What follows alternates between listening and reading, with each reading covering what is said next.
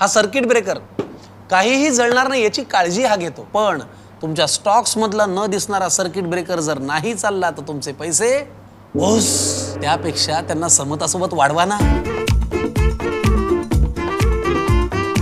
अहिल्यानगर जिल्ह्यातील कोपरगाव तालुक्यातील अंजनापूर येथे वृक्षवेध फाउंडेशनच्या वतीने आयोजित प्रकृती वंदन 2100 आशीर्वाद वृक्षारोपण मोहिमेला रविवारी 5 जुलै रोजी उत्साहात प्रारंभ झाला. 5 ते 9 जुलै या कालावधीत राबवण्यात येणाऱ्या या पर्यावरणपूरक उपक्रमाचा शुभारंभ अंजनापूर येथील हनुमान मंदिर परिसरात ज्येष्ठ नागरिक व ग्रामस्थांच्या हस्ते नारळ फोडून आणि वृक्षारोपण करून करण्यात आला. पर्यावरण संवर्धनाचा संदेश देणारी ही मोहीम गेल्या 12 वर्षापासून सातत्याने राबवण्यात येत असून आतापर्यंत 16,000हून अधिक वृक्षांची लागवड व संवर्धन करण्यात आले आहे. बाबासाहेब गव्हाणे यांच्या संकल्पनेतून सुरू झालेल्या या उपक्रमाला ग्रामस्थांचे सहकार्य, युवकांचा उत्स्फूर्त सहभाग आणि सामाजिक बांधिलकीची जोड लाभल्याने आज हा उपक्रम एका वटवृक्षाप्रमाणे विस्तारला आहे. यावेळी उपस्थितांनी पर्यावरण संरक्षणासाठी प्रत्येकाने किमान एक वृक्ष लावून त्याचे संगोपन करण्याचा संकल्प केला. 5 ते 9 जुलै दरम्यान गावातील विविध ठिकाणी वृक्षारोपण करण्यात येणार असून अधिकाधिक नागरिकांनी या मोहिमेत सहभागी व्हावे असे आवाहन वृक्षवेध फाउंडेशनच्या वतीने करण्यात आले. तसेच अंजनापूरच्या धर्तीवर इतर गावांतील युवकांनीही वृक्षारोपण व वृक्ष संवर्धनासाठी पुढाकार घ्यावा असेही आवाहन करण्यात आले. आपल्या गावात वृक्षारोपण मोहीम राबवण्याची इच्छा असलेल्या ग्रामस्थांना वृक्षवेध फाउंडेशन कडून झाडे उपलब्ध करून दिली जाणार असल्याची माहिती संस्थापक बाबासाहेब गव्हाणे यांनी दिली. अधिक माहितीसाठी 98 25 11 79 05 या क्रमांकावर संपर्क साधण्याचे आवाहन त्यांनी केले आहे. कोपरगाव एक्सप्रेस न्यूज साठी सुनील ससाने, कोपरगाव. फाउंडेशनच्या वतीने वृक्षारोपण मोहीम सुरू होणार आहे, काय सांगेल याबद्दलची माहिती? अंजनापूर गावामध्ये झाडं लावण्याचं जेव्हापासून झाडं लावायला सुरुवात केली 2015 पासून, तर ते हे आमचं फक्त अंजनापूर गावाचं 12 वर्ष आहेत. तर आतापर्यंत मागील 11 वर्षात 16,739 झाडं संपूर्ण लावून 100% जगवली. आणि आता ह्या वर्षी आम्ही 2,325 झाडं आंध्र प्रदेशहून मागवलेले आहेत. आणि आजपासून त्या झाडांचा वृक्षारोपणाच्या कार्यक्रमासाठी आज खड्डे घेण्याची सुरुवात आहे. आणि उद्या 6 जुलैपासून वृक्षारोपणाची तयारी होईल, तर ती 9 जुलैपर्यंत समारोपण होईल. तुम्ही म्हणता गेल्या 10-11 वर्षापासून या ठिकाणी ही मोहीम राबवली जाते. काय गावाला या झाडे लावण्याचा फायदा झालेला आहे? ग्लोबल वॉर्मिंग वाढतं या अशा परिस्थितीमध्ये. तर आम्हाला सगळ्यात जास्त फायदा जर बघितला की इथं इतर गावांपेक्षा 5 ते 6 डिग्री टेम्परेचर तर कमी आहेच, परंतु जर आजची ह्या वर्षाची परिस्थिती आपण बघितली तर 3 किलोमीटर मध्येच पेरण्या झालेल्या आहे. याच्यापुढे तुम्ही बाजूला गेले तर या शेतकऱ्यांना तुम्ही जर विचारलं तर ते तुम्हाला योग्य परिस्थिती सांगतील. तर आमच्या अंजनापूरच्या सर्व शेतकऱ्यांच्या पेरण्या पूर्ण झालेल्या आहेत.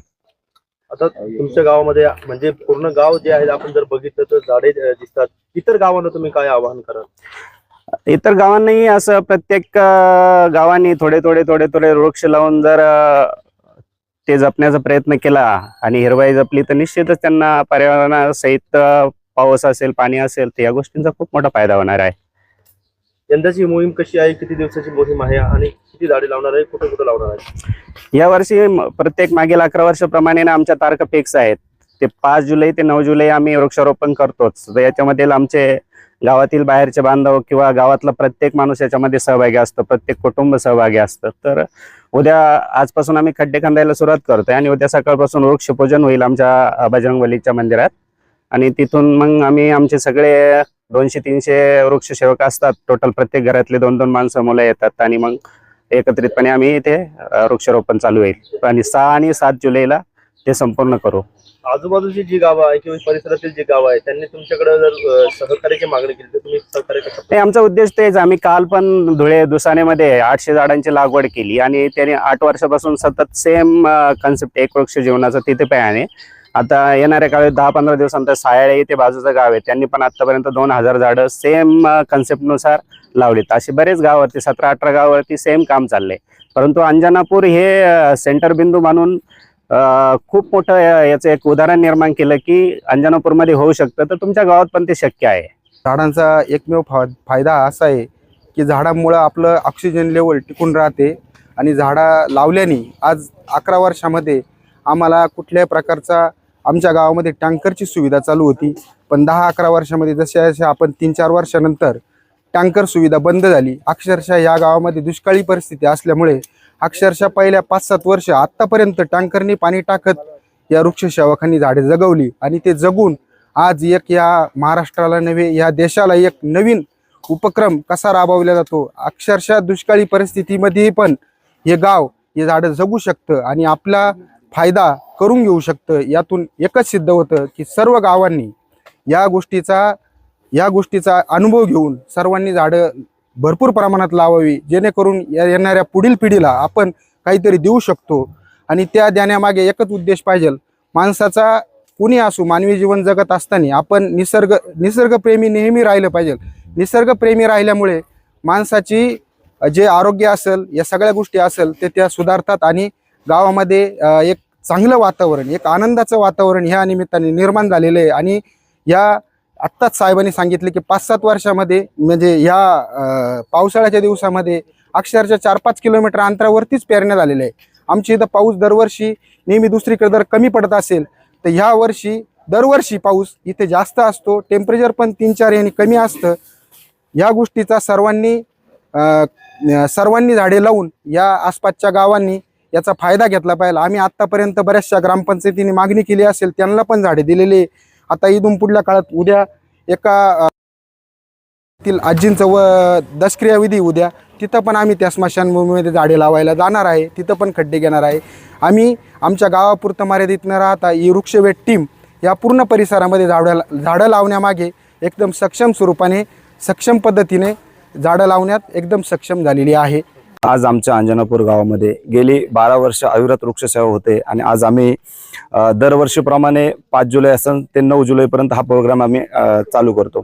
तर गेले सरांनी सांगितल्याप्रमाणे 45 वृक्षांपासून आज ही अविरत सेवा आज आमच्या अंजनापूर गावामध्ये आज असं आम्हाला असं वाटतंय की आम्ही खऱ्या अर्थानं निसर्गामध्ये राहणं, निसर्गामध्ये जगणं हे आम्ही आज अनुभवतोय.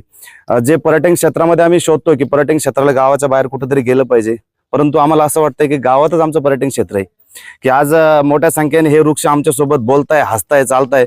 खऱ्या अर्थाने या वृक्षवेध टीमचे आम्ही सर्वांनी गावाच्या वतीनं आम्ही त्यांचे अभिनंदन करतो आणि आभार मानतो की अशी वृक्षसेवा हे अतिशय उत्तम उदाहरण आहे की या पंचक्रोशीत असेल किंवा या महाराष्ट्राला असेल, या देशाला असेल की आम्ही सांगतोय की वृक्षांची गरज आहे. आणि आज अशा पद्धतीनं आपण बघतोय इन जनरली तुम्ही गावात पण विचारले शेतकऱ्यांना की आजूबाजूच्या परिसरामध्ये पेरणी नाहीये, पण आमच्या गावामध्ये पेरणी, कारण की उत्तम पद्धतीचा पाऊस झालाय, पेरणीपूरक पाऊस झालेला आहे. तर खऱ्या अर्थाने पुन्हा एकदा या वृक्ष टीमचे मी अभिनंदन करतो, आभार मानतो. आपल्या गावामध्ये अहोरात्र झटून मुलांनी आज 12 वर्ष झाले 16,000 झाडं लावलेली आहेत आणि झाडं 100% जगवली आहे. आणि दुसरी गोष्ट अशी की या झाडाचं आज जर पाहिलं, आजचं वातावरण असं आहे की इतकं निसर्गरम्य वातावरण त्या झाडामुळे दिसत आहे. आणि या झाडांची संकल्पना ज्यांनी सुरुवातीला मांडली ते असे BC साहेब, त्यांचं सुद्धा सगळ्या गावाने आणि सगळ्या लोकांनी आभार मानलेच पाहिजेत, कारण त्यांनी याला दिशा दिलेली आहे. आणि त्याच्यातूनच हे आज एवढं पर्यटक स्थळ घडलेलं आहे. अंजनापूर असं गाव आहे साहेब की अंजनापूरमध्ये असे युवक आहे की जवळजवळ कितीतरी इंजिनियर आहे, कितीतरी ते आहे. आणि सगळ्यांचं सहकार्य जरी बाहेर असतात तरी सगळ्यांचं सहकार्य गावासाठी असतात. आणि त्याच्यामुळे आमच्या गावाचा जो विकास दिसतो तो त्याच्यामुळे दिसतो. आणि एवढी झाडं तुम्ही कोणत्याही रोडला जरी गेले तरी त्या झाडं दिसतील. अंजनापूरचं झाडांचं गाव असं जवळजवळ महाराष्ट्रात नाही देशात प्रसिद्ध झालेलंच आहे. आणि इथून पुढे सुद्धा तेच या मुलांचं आणि सगळ्या गावाचं योगदान त्याच्यासाठी सहकार्य राहील एवढंच मी सांगतो. झाडं लावण्याचा सगळाच फायदा आहे ना, पर्यावरणाचा सगळा फायदा झाडं लावण्याचा आहेच. पेरण्या झाल्या, ऑक्सिजन भरपूर मिळतोय, सगळा संपूर्ण सगळ्यांनाच फायदा झालेला आहे झाडाचा, असं वैयक्तिक कोणाला नाही, सगळ्यांनाच. आज गेली 12 वर्ष झाली. या 12 वर्षापासून या अंजनापूर गावामध्ये 2015 पासून 45 वृक्षापासून सुरुवात केलेल्या ह्या छोट्याशा अभियानाचा आज एक मोठा वटवृक्ष होताना दिसतोय. आज जवळपास एकट्या अंजनापूरमध्येच 16-17 हजार झाडं आज बितेला या ठिकाणी त्याचं वृक्षारोपण झालेलं आहे आणि ते आज बितेला जिवंत आहेत. या चळवळीचा उद्देशच हा आहे की आपल्या गावाला जसं आपण हिरवगार बनवू शकतो जसं आम्ही ह्या सगळ्या मुलांनी, सगळ्या गावकऱ्यांनी, सगळ्या लोकांनी जो मदत केली आणि त्या मदतीतून एवढं मोठं हे काम आज या ठिकाणी उभं राहिलंय, हाच एक संदेश आम्हाला इतर गावांना पण द्यायचा आहे की या गावांनी सुद्धा पुढे यावं आणि पुढे येऊन अशाच प्रकारची वृक्ष चळवळ उभी करावी, जेणेकरून आपल्या गावामध्ये सुद्धा या ठिकाणी या ज्या आज बदल अंजनापूरमध्ये झालाय तो आपल्या गावामध्ये 100% होऊ शकतो. आज ही चळवळ 12वे वर्ष चाललेलं आहे.